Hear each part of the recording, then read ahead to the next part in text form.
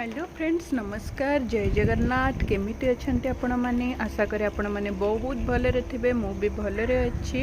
आज देखंतु बेंगलोर रे केते वर्षा होउची वर्षा जम्मा भी कमुनी काली राति रु बहुत जोरे वर्षा होउची। तो आज ये वर्षा पागरे मु आज बनैबे प्रॉन मलाई करी। जदि आज आपको मो रेसिपीटी भल लगे ताहले लाइक कमेंट और सब्सक्राइब करिया को बिल्कुल भी भूलिबेनी पाखरे थिबा बेल आइकन प्रेस करदेवे नेक्स्ट वीडियो अपडेट जानापी। आसतु देखा प्रॉन मलाई करी मु केमिति बनाउछि। मु एठी नेचे 750 ग्राम प्रॉन ताको भल कि धोईकी रखी नेचे। दीटा बड़ पियाज को पूरा छोट छोट करी काटी नेचे। टिके धनिया पत्र नेचे। गोटे टमाटो को भी छोट छोट करी काटी नेचे। 4टा रसुण रो कोला बाहर करी तार चोपा छड़ेई की ताकू रखीचे। गोटे इंच अदा नेचे। गोटे स्पून गरम मसला नेचे। गोटे स्पून धनिया पाउडर नेचे। किछि गोटा गरम मसला नेचे। देखंतु गोटा गरम मसला नेचे जावित्री दालचीनी शाही जीरा तेजपत्र और सुखिला लंका। 100 ml नेचे कोकोनट मिल्क। लूण नेचे 1 स्पून। हल्दी गुंडा नेचे 1 स्पून। 1 स्पून नेचे Kashmir red chilli powder. First मोटे मिक्सिंग जार रे अदा रसुण टमाटो आ गोटे सुखिला लंकार पेस्ट बनै नेबी। एबे हमें प्रॉन टा को मैरिनेट कर देबा। मु एठी 1 स्पून लूण नेची। हाफ स्पून हल्दी गुंडा नेबी ताको हाथ रे भल्ल कि मिक्स करि नेबी।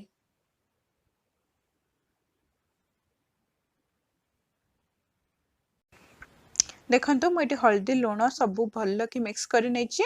ताको एबे मैरिनेट हबा को 5 रु 10 मिनिट छाडी देबा। मु एबे गोटे नॉनस्टिक कड़ाई रे किछि सोरिष तेल नेबी प्रॉन को छाणीबा पई। आपन को जेतिकी तेल दरकार आपन सेतिकी नेबे। टिके तेल गरम हे सलाणी हमें एबे प्रॉन पीस गुडी को पकेई नबा।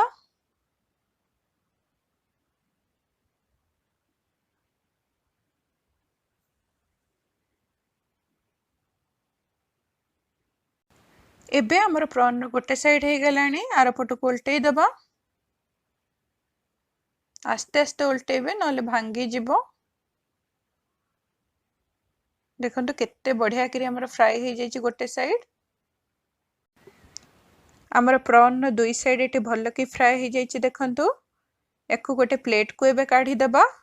सेम प्रोसेस रे सबुतक प्रॉन हमें फ्राई करि नबा। देखंतु मु सबुतक प्लेट को काढी नैछि। केते बढ़िया करी हमर प्रॉन फ्राई हे जायछि। मु रसुण अदा टमाटो सुखिला लंकार पेस्ट बनै नैछि। गोटे नॉनस्टिक कड़ाई रे 3 स्पून सोरिष तेल नैछि।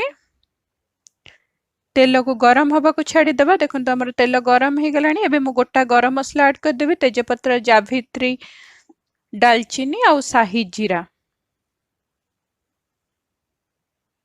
एबे मु हळदी गुंडा half spoon Kashmir red chilli powder 1 spoon add करि नेबी। एबे हमर गोटा गरम मसला सब तेल रे मिसी गलाणी। मु एठी पियाज ऐड करि देबे। सबुतक पियाज ए स्टेज रे ही ऐड करि नेबे। तापर एथरे गोटे स्पून लूण ऐड करि देबे। तो पियाज टा हमर जल्दी ब्राउन कलर हे जिवो। देखंतु पियाज हमर पूरा ब्राउन कलर हे गलाणी। हमें एबे मसाला पेस्ट ऐड करिनवा। अदा रसुण और टमाटर जो मसाला पेस्ट करथले सेटा ऐड करिनोछि। ताको टिके भल्ल कि कसी दबा। एबे मो मसाला रे गरम मसाला 1 स्पून ऐड कले। धनिया गुंडा 1 स्पून ऐड कले। ताको भल्ल कि मिसई देबे। एबे मसाला हमर कसी हे गलाणी। मो प्रॉन गुडी को पकेई देबे। प्रॉन गुडी को मसाला सहित भल्ल कि कसी नबा।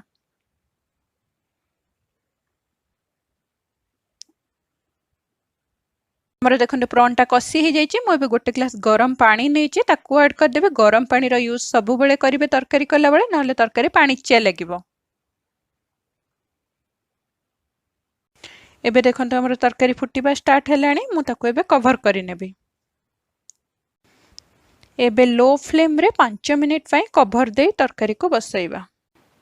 एबे 5 मिनिट हो गलानी कभर काढ़ी देखिबा। देखो हमर तरकारी केते बढ़िया देखा जाउची। एई स्टेज रे हमें कोन करबा कोकोनट मिल्क ऐड करबा। कोकोनट मिल्क मो 100 ml नैथिले ताको सब तक ऐड करि नेबे।